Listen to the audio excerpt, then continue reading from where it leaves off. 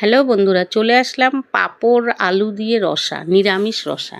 তো কিভাবে করতে হয় সেটাই তোমাদেরকে দেখাচ্ছি। প্রথমে কড়াইতে তেল গরম করে একে একে পাঁপড়গুলোকে আমি সব সুন্দর করে ভেজে তুলে নিব। তারপর ভেজে নিচ্ছি এক এক করে পাঁপড়টা একটু ভালো করে ভেজে নিতে হবে, কাঁচা কাঁচা যেন না থাকে। তারপর এখানে তেলটা যা তেল ছিল সেখানে আন্দাজ মতো তেল দিয়ে আমি একটু জিরা ফোড়ন দিয়ে দিলাম। আলু পটল মিক্সড করে এই রসাটা আমি বানাবো। তো আলু পটলগুলো আমি সুন্দর করে ভেজে নিব আগে। তো আলু পটলগুলো এখানে আমি কড়াইতে দিয়ে দিলাম। তারপরে এখানে লাল লাল করে সুন্দর করে ভেজে উঠাবো। তো বন্ধুরা, তোমরা কিন্তু অবশ্যই এইভাবে নিরামিষ রসাটা একদিন বানিয়ে খাবে, দেখবে খুব সুস্বাদু লাগে, ভালো লাগে।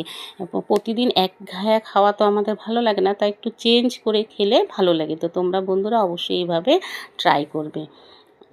আর আমার ভিডিওটাও কেমন লাগলো অবশ্যই তোমরা একটু কমেন্ট করে জানাবে। তো দেখো বন্ধুরা, তো আমি আলু পটলটা ভাজা হয়ে গেছে, আন্দাজ মতো নুন হলুদ দিয়েছি। তারপরে এখানে কষানো মশলা টশলা দিয়ে সুন্দরভাবে আমি কষিয়ে নিব।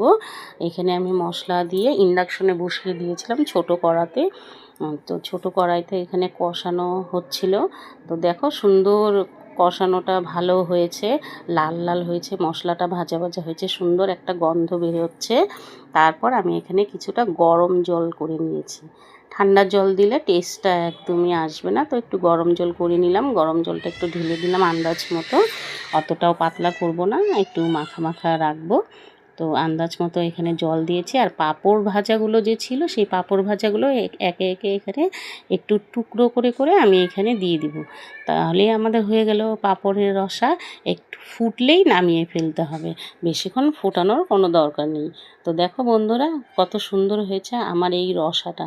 এইভাবে নিরামিষ রসা খেতে খুব ভালো লাগে। তো কেমন লাগলো অবশ্যই তোমরা জানাবে। টাটা, বাই বাই, ভালো থাকবে, সুস্থ থাকবে।